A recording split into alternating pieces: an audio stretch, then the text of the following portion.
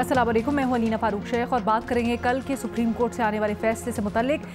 Supreme court ने मखसूस नशिस्तों के ऊपर नज़र-ए-सानी का फैसला सुना दिया है एंड नो सरप्राइजेज देयर।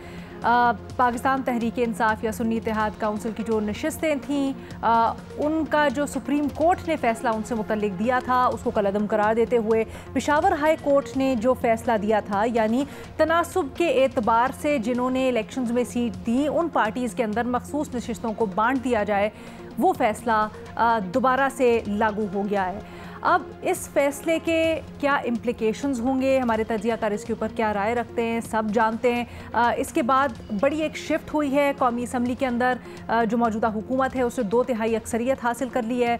फिर न सिर्फ ये बल्कि सूबाई असम्बली के अंदर बड़ी दिलचस्प पोजीशन हो गई है, ख़ासकर खैबर पख्तूनख्वा के अंदर जहाँ पर पाकिस्तान तहरीक इंसाफ की हुकूमत है।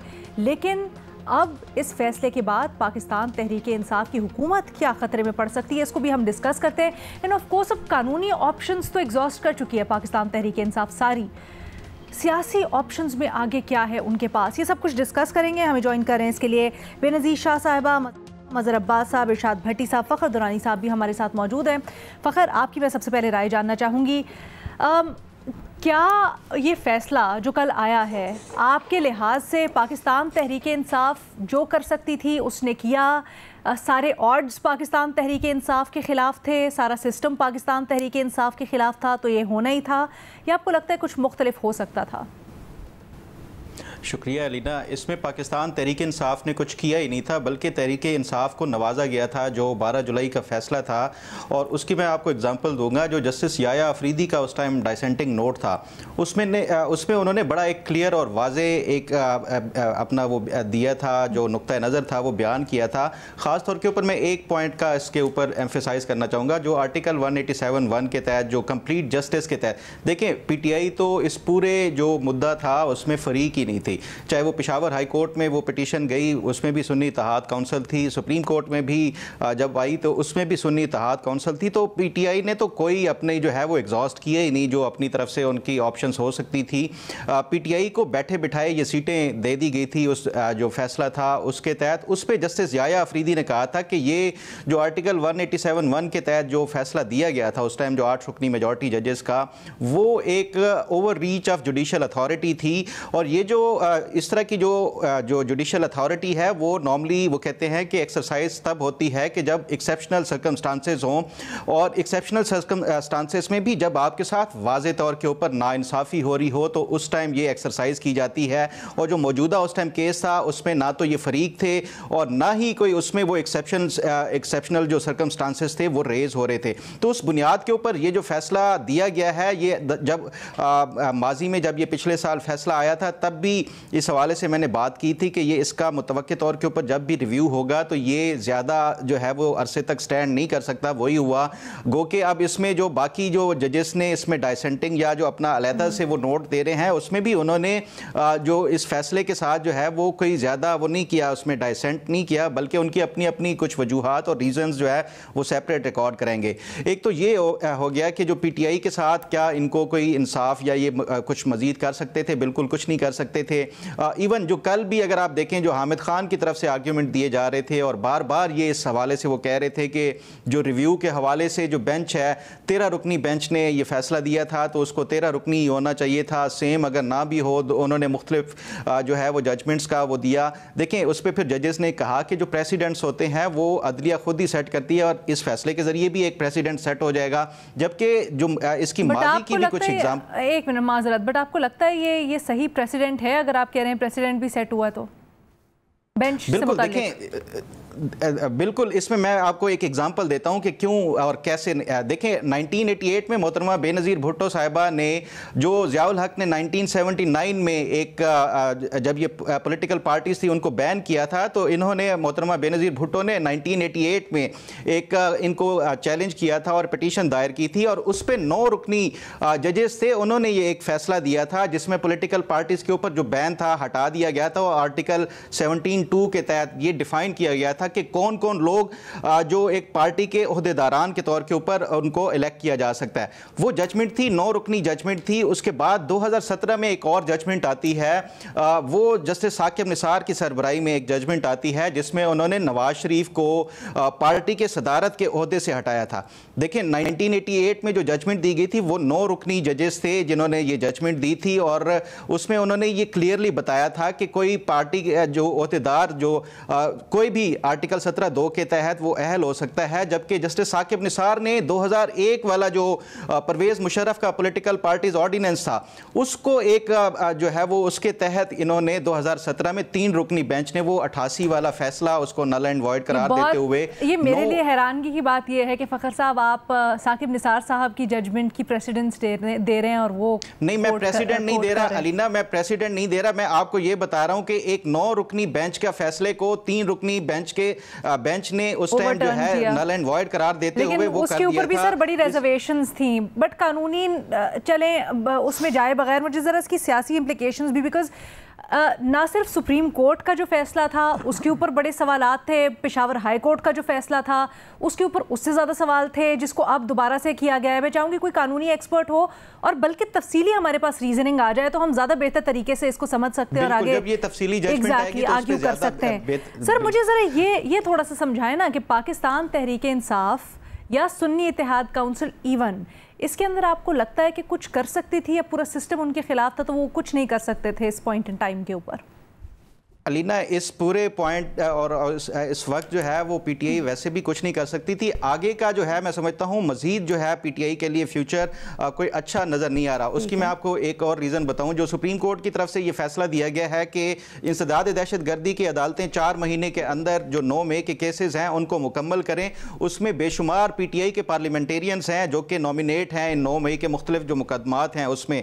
ऑब्वियसली अगर किसी को सज़ा होती है तो वो ऑटोमेटिकली नाअहल हो जाएगा। तो मुझे जो पॉलिटिकल सिनारियो नजर आ रहा है उसमें पीपल्स पार्टी का जो किरदार है जो मैं एक असेस कर रहा हूं कि पीपल्स पार्टी शायद अगले चंद महीनों में हो सकता है या कुछ उससे ज्यादा लग जाए, पीपल्स पार्टी अपोजिशन पे एक बड़ी जमात के तौर के ऊपर आ सकती है और अपोजिशन लीडर का किरदार भी जो है वो पीपल्स पार्टी को मिल सकता है। पीटीआई के वैसे ऑलरेडी अब ये मखसूस नशिस्तें भी उन्होंने लूज कर ली हैं और उसके साथ साथ अगर कुछ 9 मई के केसेस में भी कुछ इनके लोग नाअहल हो जाते हैं तो उसके बाद जो किरदार होगा, देखें अपोजिशन लीडर का किरदार बड़ा अहम होता है पार्लिमानी जो अब ये भी समझना बड़ा मुश्किल है कि हुकूमती पोजीशन और इत्तेहादी की पोजीशन एंजॉय करते हुए वो अपोजिशन बेंचेस पे भी बैठेंगे। बट मुझे अलाउ कीजिएगा वाली जरूरत एक छोटा सा अगर मैं हुकूमत को अब ये जो मखसूस नशिस्तों वाला फैसला है उसके बाद अब वो पीपल्स पार्टी की उस तरह की जरूरत नहीं रहेगी। हुकूमत को पीपल्स पार्टी के अपोजिशन के तौर के ऊपर और ज्यादा जरूरत हो सकती है क्योंकि बड़ी बड़ी जितनी भी अपॉइंटमेंट्स होती हैं वो अपोजिशन लीडर और लीडर ऑफ द हाउस करते हैं। तो पीटीआई ने जिस तरह से तर्ज अमल अख्तियार किया है वो चीफ इलेक्शन कमीशन की तैनाती हो या 2/3 अक्सरियत हासिल करने की कोई वजह भी या टाइमिंग भी, इसके ऊपर भी मैं बात करना चाहती हूँ। मुझे अगर अलाउ करें, पॉलिटिकल सिनेरियो बड़ा इंपॉर्टेंट है क्योंकि आई थिंक इसी के ऊपर बात होनी चाहिए, बट मैं आगे आती हूँ। सेकंड राउंड हमने करना है इसलिए इनिशियल आर्गुमेंट्स अपने छोटे रखते हैं। नजर अब्बास साहब, ये जो फखर ने अभी पॉइंट उठाया आप इससे एग्री करते हैं? क्या पीटीआई कुछ नहीं कर सकती थी? थ्रू पाकिस्तान की सियासत जो है ना वो बड़ी दिलचस्प है जी। अब एक सिनेरियो को इमेजिन कर लें कि पाकिस्तान तहरीक इंसाफ के इस्टेब्लिशमेंट से बड़े अच्छे ताल्लुकात होते हैं, ना हुकूमत जाती ना ये फैसले आते, और अगर ऐसा होता तो और अभी भी अगर ताल्लुकात बेहतर हो जाते तो यही फैसले आपको बिल्कुल रिवर्स लगते हैं। ये होता रहा है। ये मुस्लिम लीग नून की आप अदालती तारीख उठा लें, पाकिस्तान की सियासी तारीख उठा लें, मुझे तो कल अगर इनकी बात बन जाती है आप देखिएगा कि कैसे चीज़ें ख़त्म होती हैं। इस मुल्क में फ़ाइल कभी बंद नहीं होती, सिर्फ फाइल हो जाती है। ये बिल्कुल याद रखें, या आप पूरी पाकिस्तान की सियासी तारीख उठा के देख लें, ये माइनस प्लस फार्मूले जो होते हैं ना, एक हुकूमत गई, मार्शल्ला लगा, मार्शल्ला का आइन में कहीं जिक्र नहीं है, आपकी आला अदलिया उस मार्शल्ला को नज़रिए ज़रूरत के तहत दुरुस्त करार दे देती है। आपकी अदलिया किसी एक हुकूमत जाती है 58(2)B के तहत, एक हुकूमत को रिस्टोर नहीं करती, दूसरी हुकूमत को रिस्टोर कर देती है। तो पाकिस्तान की पॉलिटिक्स में मुझे कभी भी अदालती फ़ैसले जो है जो पॉलिटिकल सियासत के हवाले से आते हैं, मैं देखता हूं कि इनके उनसे ताल्लुकात कैसे हैं, तो मुझे अदालती फ़ैसले समझ आ जाते हैं। मुझे पता होता है कि अदालती फ़ैसले क्या आएंगे क्या नहीं आएंगे। ये हमारी बदकिस्मती है। तो इसके जो पॉलिटिकल इम्प्लीकेशन है, क्या अगर फ़र्ज़ करें ताल्लुकात ठीक होते तो क्या वो इलेक्शन सिंबल जो है वो आउट होता? कभी भी नहीं होता, आउट होता। वही होता, ये चीज़ें होती हैं।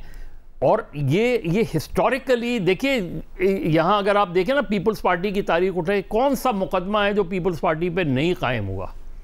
गद्दारी से लेके, कत्ल से लेके, करप्शन से लेके, बड़ी बड़ी ब्रीफिंग दी जाती थी। फिर क्या हुआ? फिर वो वापस आ गए। मुस्लिम लीग का और तारीख उठा लें आप उससे। इसीलिए हमारी यहाँ टर्मिनोलॉजीज़ यूज़ होती हैं कि जी मकबूलियत को कबूलियत हासिल होना ज़रूरी है। यानी मकबूलियत की कोई कबूलियत नहीं है, मकबूलियत को कबूलियत हासिल होना ज़रूरी है। इसीलिए पाकिस्तान की पूरी 76 साल की तारीख देख लें, पाकिस्तान में जो भी मकबूल रहनुमा रहा है, जो भी मकबूल जमात रही है, उसकी कबूलियत नहीं हुई और इसी वजह से उसको सफ़र करना पड़ा। आप शेख मुजीब से उठा लें, भुट्टो से उठा लें, नवाज शरीफ उठा लें, इमरान खान उठा लें, अल्ताफ़ हुसैन उठा लें, जब उनके ताल्लुकात ख़राब होते हैं तो उनकी कबूलियत नहीं होती, चाहे मकबूलियत जितनी भी हो। तो मुझे इस फैसले से पॉलिटिकल इम्प्लिकेशंस क्या होंगी? तहरीक इंसाफ शायद माइनस कर दी जाए, वो नहीं माइनस हो, इमरान खान माइनस हो जाएंगे। तो क्या माइनस करने से, जुल्फ़िकार अली भुट्टो को तो फांसी चढ़ा दी, तो क्या भुट्टो माइनस हो गया? 40 साल तक उसके नाम पर लोग वोट देते रहे।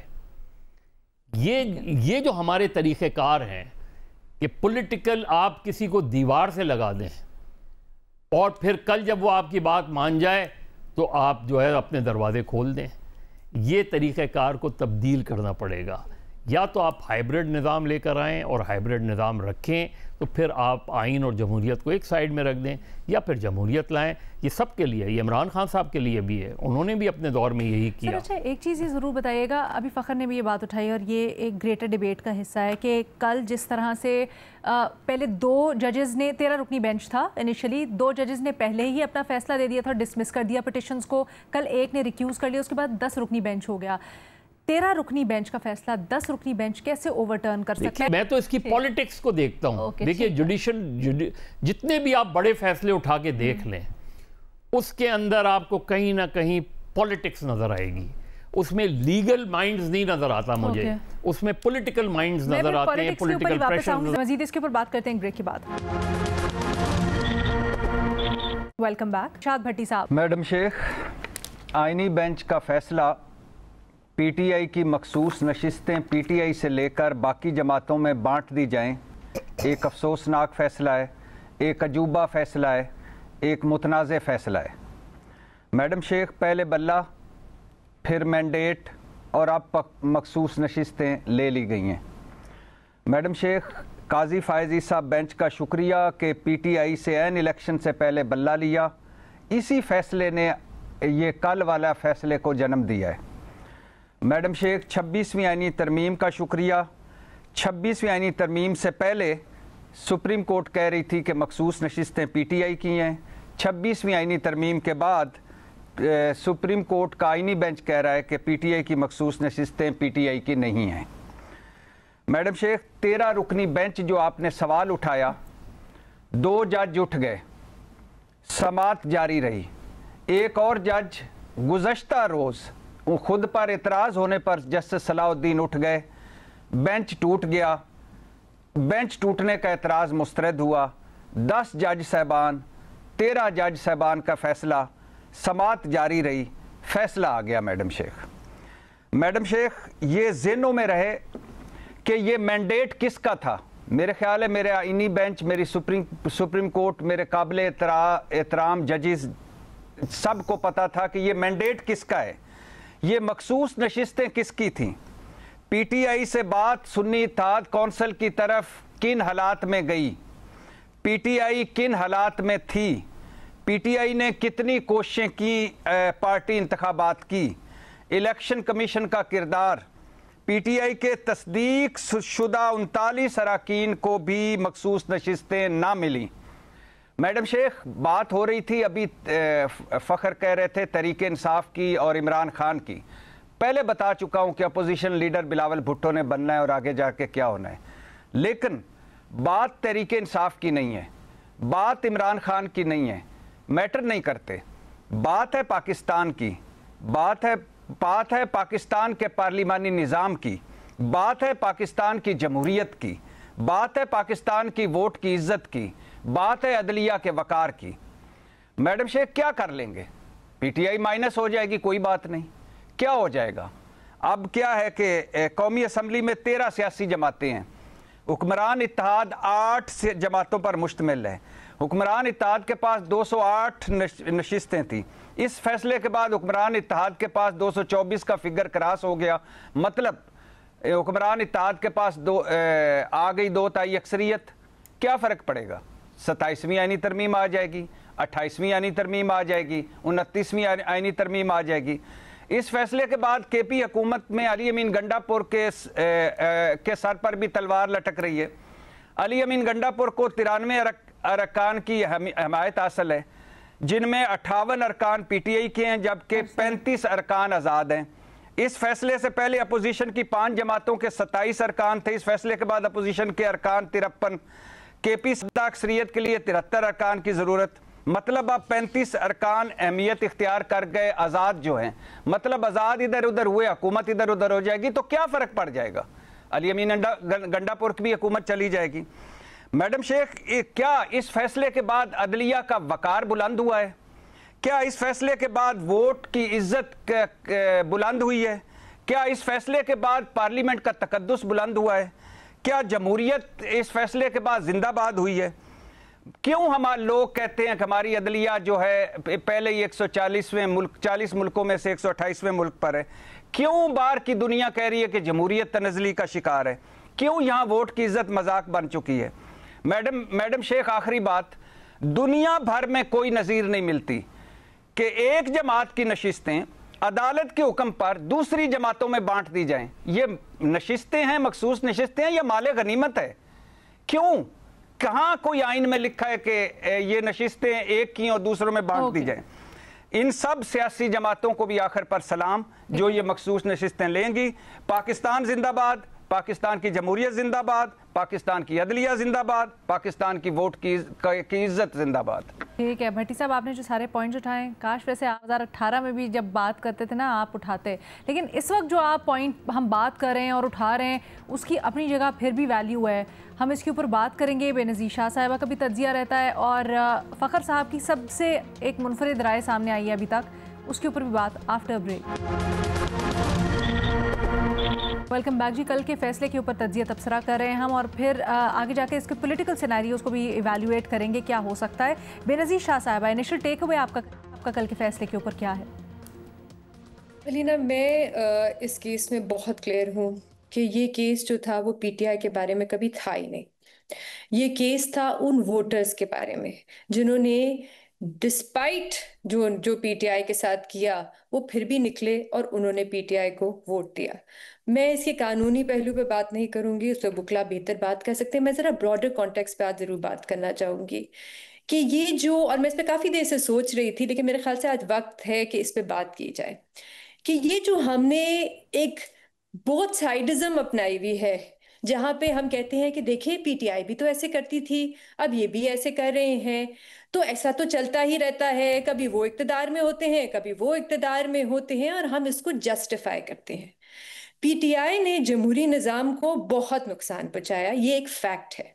लेकिन ये भी एक फैक्ट हमें नजर आ रहा है अलीना कि पीपल्स पार्टी और मुस्लिम लीग नून जो है वो मिल के जहां पे हमें लेके जा रहे हैं, मुझे खौफ आता है कि पता नहीं वहां से कोई वापसी का रास्ता भी है या नहीं। अदालत ने उनको 2/3 अक्सरियत दे दी है ऐसी सियासी जमातों को, खास तौर पे मुस्लिम लीग नून को, जिन्होंने इलेक्शन जीता है। उस पर एक बहुत बड़ा सवाल है, जिन्होंने हमें 26वीं आईनवी तरमीम दी और जो आजकल बड़े फख्र से कहते हैं, उनके लिए एक बैज ऑफ ऑनर है कि हम इस हाइब्रिड निज़ाम का हिस्सा हैं और बहुत अच्छा चल रहा है। जब उनसे पूछा जाता है कि आईन में कहाँ लिखा है हाइब्रिड निज़ाम के बारे में, तो वो जवाब नहीं दे सकते।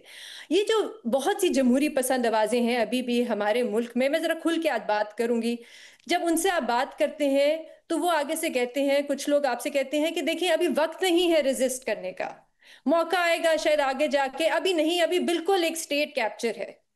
मैं उनसे सवाल पूछना चाहती हूँ अलीना कि कब आएगा वो वक्त जब आईन मुकम्मल तौर पे तब्दील कर दी जाएगी, मुकम्मल तौर पे खत्म कर दी जाएगी, उसकी शक्ल, मुल्क का ढांचा बदल दिया जाएगा, तो फिर आप आवाज उठाएंगे?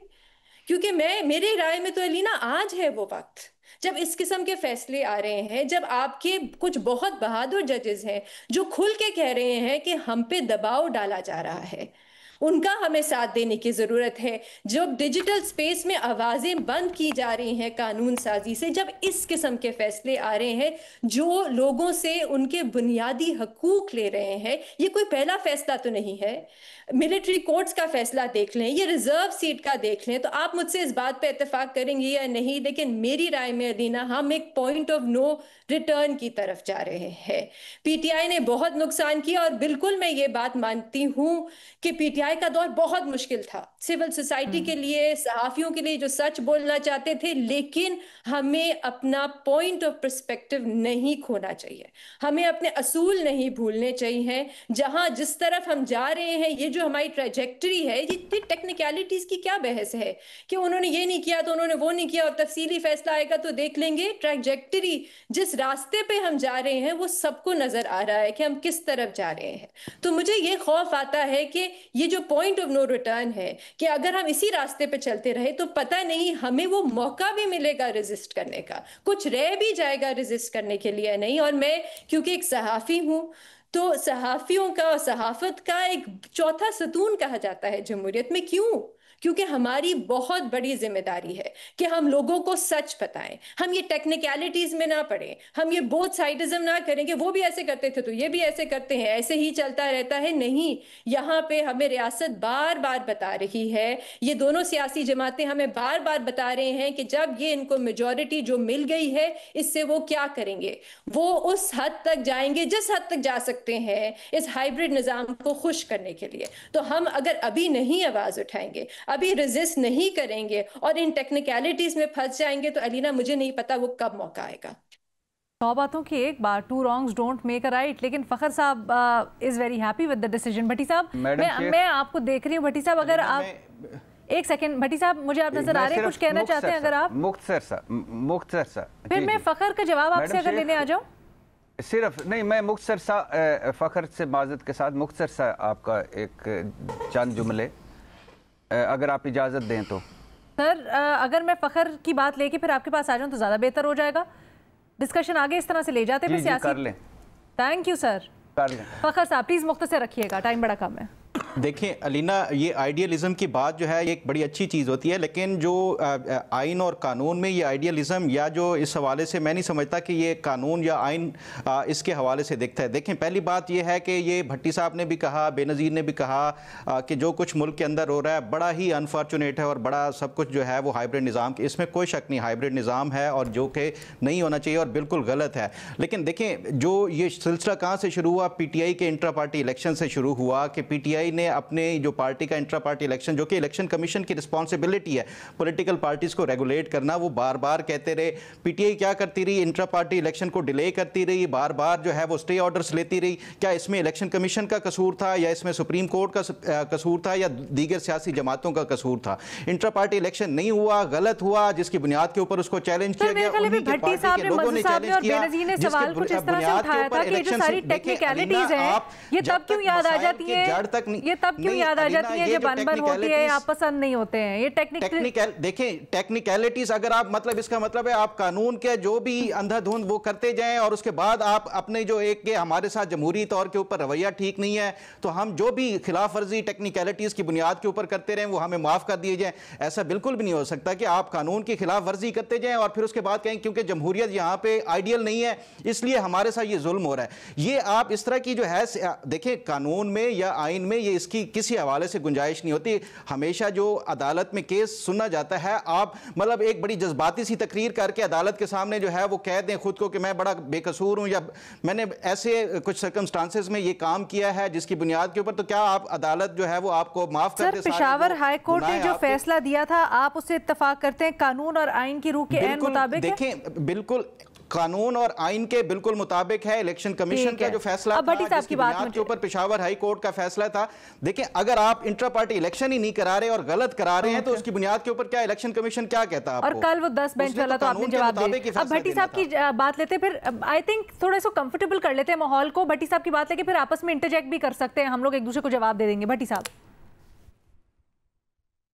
मैडम शेख, आपने एक आखिरी जुमला बोला है, आपकी राय का एहतराम, आपके सवाल उठाने के हक जो है उसका एहतराम, कि काश भट्टी साहब आप 2018 में भी ये बात करते। मैं माजरत चाहता हूँ मैडम शेख, मैं आज आपके सामने माजरत चाहता हूँ अगर मैंने कुछ चीज़ों पे आवाज़ नहीं उठाई थी, या अगर ऐसे ही हालात थे कि एक मुस्लिम लीग नून से उनके इलेक्शन से पहले शेयर ले लिया गया था, उनको इलेक्शन से पहले एक जलसा, एक जुलूस, एक रैली नहीं करने दी गई थी। उन्होंने 3 मरतबा मुख्तलिफ खुफिया मकामात पर पार्टी के इलेक्शन कराने की कोशिश की थी। इलेक्शन कमीशन 78 दिन एक वोट उनके इलेक्शन पार्टी इलेक्शन पर बैठा रहा था। इलेक्शन कमीशन पार्टी बन के पेशावर हाई कोर्ट और सुप्रीम कोर्ट गया था। और अगर ऐसे हालात थे तो मैंने आवाज़ नहीं उठाई, तो मैं माजरत चाहता हूँ। लेकिन मैडम शेख ये वो वाली बात नहीं है।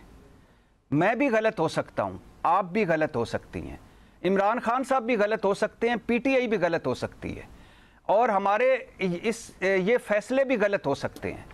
इशू बुनियादी तौर पर यह है कि आप इस मुल्क को किस तरफ ले जा रहे हैं, आप क्या चाहते हैं।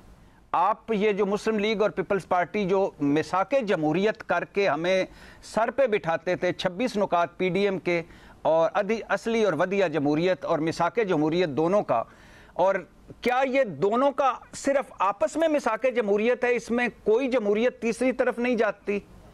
क्या हमने 1971 से कोई सबक नहीं सीखा? क्या हम कभी भी नहीं चाहेंगे कि इरशाद भट्टी अगर 2018 में गलत था तो अब उसको इस मौके पे अगर कोई गलत हो रहा है तो वो भुगते? हम ये चाहते हैं? क्या इरशाद भट्टी से बड़ा नहीं है ये पार्लिमानी निज़ाम? ये पार्लिमानी निज़ाम, ये जमहूरियत, ये वोट की इज्जत, ये पार्लियामेंट का तकद्दुस। मैं नहीं चाहता मेरी अदलिया का वकार। अच्छा, मेरा सवाल भट्टी, मुझसे कोई गलती हुई है तो उसकी, देखिए मेरा सवाल भट्टी साहब और फखर दोनों से है। इस मुल्क में हाइब्रिड सिस्टम होना चाहिए या नहीं होना चाहिए? और अगर है और इसका दिफा जो है आज मुस्लिम लीग और पीपल्स पार्टी कर रही है और कल पीटीआई करती थी, तो इन तीनों से ये सवाल करना चाहिए कि हाइब्रिड सिस्टम को रहना चाहिए या नहीं रहना चाहिए। मैं तो बिल्कुल इसके हक में नहीं हूँ। मैं तो समझता हूँ ये निगेट करता है डेमोक्रेसी को भी और कॉन्स्टिट्यूशन को भी निगेट करता है। तो क्या हमारा इस पे इत्तेफाक है कि हाइब्रिड सिस्टम नहीं होना चाहिए? और अगर नहीं होना चाहिए तो फिर चीज़ें बेहतर हो सकती हैं। ये 26वीं तरमीम, ये इंटरफेरेंस, ये सारी चीज़ें मेरे नुक्ते नज़र से, और मेरे नुक्ते नज़र से हाइब्रिड सिस्टम 2018 में नहीं आया। हाइब्रिड सिस्टम पाकिस्तान की पॉलिटिक्स में हमेशा रहा है। आप देख लें, हुकूमतें उठा के देख लें, कहीं ना कहीं आपको हाइब्रिड 58-2B क्या था? हाइब्रिड। और क्या था 58-2B? कि जी जहां गड़बड़ हुई आपने हुकूमत, उसमें आपको ट्रॉइका क्या थी? Troika is a form of hybrid system. तो मेरा ख्याल है हम जिस बहस में चल रहे हैं अब 2018 या 2000 कहीं कम धान ली, कहीं ज़्यादा धान ली, इंटरजेक्ट कर सकती हैं दरमियान में। हमने थोड़ा सा कर दिया, कंफर्टेबल कर दिया माहौल। आप जो जिस तरह से बात करना चाहे करें, बिकॉज आई थिंक ये कॉन्वर्सेशन बेस्ड है। आप जी नहीं, मेरा तो सीधा सा वो है। Benazir wants to add something. जी नहीं, मज़र साहब अपनी बात को कमल कर लें, फिर मैं ऐड कर लेती हूँ। मेरा तो देखिए, मेरा तो सीधा सा ये है कि पाकिस्तान की पॉलिटिकल पार्टीज को, मेन स्ट्रीम पॉलिटिकल पार्टीज को ये तय करना होगा कि वो पाकिस्तान में डेमोक्रेसी चाहते हैं या हाइब्रिड। सर मसला ये, हाइब्रिड डेमोक्रेसी कोई चीज नहीं होती है। हाइब्रिड चाहते हैं और वो तो उसको खुल के इतराफ भी नहीं, तो मैं यही कह रहा हूँ ना, तो फिर आइन और पार्लियामेंट की बातें ना की जाए। उसकी तौजीह ये पेश की जा रही है कि पहले गलत हुआ था और अब सही हो रहा है, हम अपनी वापस आज तय करें ना कि हाइब्रिड सिस्टम नहीं होना चाहिए, और अगर हाइब्रिड सिस्टम के हक में है तो फिर ये तय कर लें कि आइन और डेमोक्रेसी नहीं होनी चाहिए। बेनजीर का पॉइंट ले लूं, मैं फखर के पास वापस जाती हूँ, क्योंकि वो कहते हैं 26वीं आईनी तरमीम प्लस जो बाकी उसके रिजल्ट में फैसले हो रहे हैं वो बिल्कुल दुरुस्त हैं, बट वो हाइब्रिड सिस्टम के भी हक में नहीं है। व्हाट्स गोइंग ऑन फखर? बेनज़ीर बात कर लें तो फिर मैं इसमें आप कर लें, फिर बेनज़ीर से जवाब एक ही दफ़ा ले लेती हूँ। देखें इसमें कोई शक नहीं, हाइब्रिड निज़ाम जो है वो किसी तौर के ऊपर भी पाकिस्तान में सूटेबल नहीं है और जो जमहूरियत के जो बुनियादी असूल हैं उसके भी मुनाफी है। लेकिन इसका मतलब ये भी नहीं है कि आप हाइब्रिड निज़ाम को बहाना बना के खुद भी जो है कोई जो भी बुनियादी कवानीन है पोलिटिकल पार्टीज़ के हवाले से हो, मैं इस कॉन्टेक्स्ट में बात कर रहा हूँ, तो आप उसको वायलेट करते रहें और फिर बाद में ये बहाना बनाएं क्योंकि हाइब्रिड निज़ाम है, हमें जो है वो विक्टिमाइज किया जा रहा है पॉलिटिकली, तो इस बुनियाद के ऊपर ये सारा किया जा रहा है। देखिए आप भी तो कानून की उसकी अमलदारी जो है पॉलिटिकल पार्टी के तौर के ऊपर जो एक रिक्वायरमेंट होती है, इलेक्शंस आ रहे हैं, उससे पहले कई मरतबा आपको बताया गया जिस बुनियाद के ऊपर ये सारा मुकदमा शुरू हुआ, मखसूस नशिस्तों से इनको महरूम किया गया या इलेक्टोरल सिंबल से इनको महरूम किया गया, वो जो बुनियादी वजह है अगर उसकी आप खुद ही जस्टिफिकेशन दे रहे हैं उनको, तो अगला जो है वो फिर आप कानून के मुताबिक ही जो फैसला होगा वो उसके मुताबिक होगा। अलीना, मैं फिर से ये कहूँगी कि पहले भी ये हाइब्रिड निज़ाम गैर आईनी था और अब भी। अब मसला ये है कि हम इसको नॉर्मलाइज करते जा रहे हैं और वो आवाज़ें जिनको जो पहले तनकीद करती थी वो भी अब इसको नॉर्मलाइज करती जा रही हैं। हमने जैसे एक तरह से एक्सेप्ट कर लिया है। या तो मुझे दिखा दें कि आइन में कहाँ लिखा हुआ है कि इस किस्म का हाइब्रिड निज़ाम चल सकता है। दूसरी बात ये है, ये टेक्निकलिटीज़ की बात हो रही है। देखें, एक सियासी जमात जिसको आपने दीवार के साथ लगाया हुआ है उसको आप कह रहे हैं ये क्यों नहीं किया, वो क्यों नहीं किया, ऐसे क्यों नहीं सोचा, वैसे क्यों नहीं सोचा। इलेक्शन कमीशन जो एक आईनी अदारा है उससे क्यों नहीं पूछा जा रहा कि आपने 1 साल से सुप्रीम कोर्ट का फैसला इंप्लीमेंट ही नहीं किया। और पूछा जब गया तो उनका जवाब आया कि जी हमने किया एक पैराग्राफ की हद तक। किसी ने कोई कॉन्सिक्वेंसेस नहीं है इलेक्शन कमीशन के लिए, सारे कॉन्सिक्वेंसेस है उन सियासी जमातों के लिए जो इस वक्त इस रेजीम की दूसरी तरफ है, लेकिन इलेक्शन कमीशन के लिए कोई नहीं है कि आपकी मर्जी होगी कि आप कौन सी लाइन इंप्लीमेंट करें और कौन सी लाइन ना इंप्लीमेंट करें।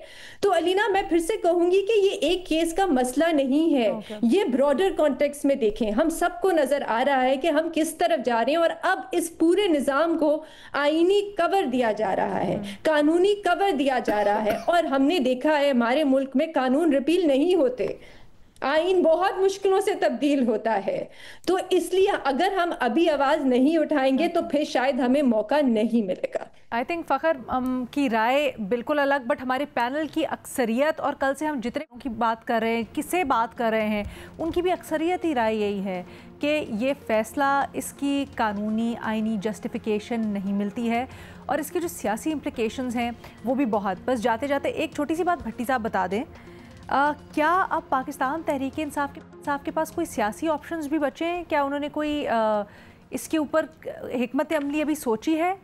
और फिर खैबर पख्तूनख्वा की हुकूमत से मुतालिक भी कहा जा रहा है कि वो बस आज गई कि कल गई, क्या ऐसा ही है? केपी हुकूमत ख़तरे में? जी मैडम शेख, वो तो आपको मैं शुरू में बता चुका हूँ और इससे पहले भी बता चुका था कि बिलावल भुट्टो के जो अपोजिशन लीडर बनने के ख्वाब वो भी, और जो केपी हुकूमत का बता चुका हूँ ख़तरे में है। लेकिन ये नहीं है कि आज गई तो कल गई। अच्छा। थोड़ी सी मेहनत करनी पड़ेगी। परवेज़ खटक साहब को मशीर बनाया गया है, उनका सुना जा रहा है कि दफ्तर एक पेशावर में भी होगा, तो मेहनत करनी पड़ेगी। मगर कुछ भी मुमकिन हो सकता है। 35 जो आज़ाद अरकान है वो बड़े इंपॉर्टेंट है। पीटीआई की सियासी ऑप्शंस के बारे में बताइएगा सर, कुछ बची हैं? मैडम शेख, पाकिस्तान तहरीक इंसाफ क्या कर सकती है?